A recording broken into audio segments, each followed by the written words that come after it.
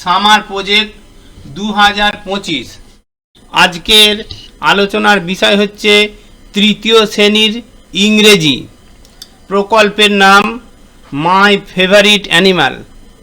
Right 5 sentences about your favourite animal, draw a picture of it. মানে বলছে my favourite animal মানে আমার প্রিয় জন্তু। রাইট 5 সেন্টেন্সেস, 5টি বাক্য লেখো।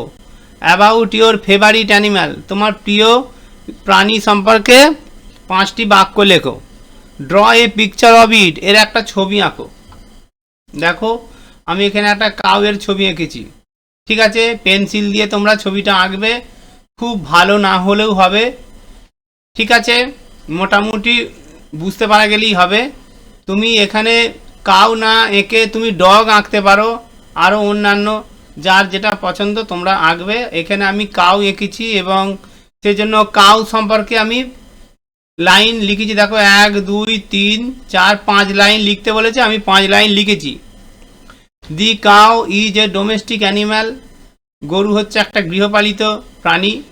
It gives us milk and ডাং, এটা আমাদেরকে দুধ দেয় এবং ডাং মানে হচ্ছে গোবর দেয়।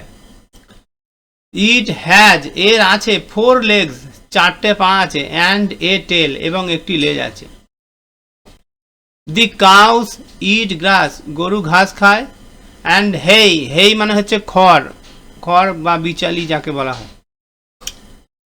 দি কাউ হ্যাজ 2 হর্নস, গরুর 2টো শিং আছে।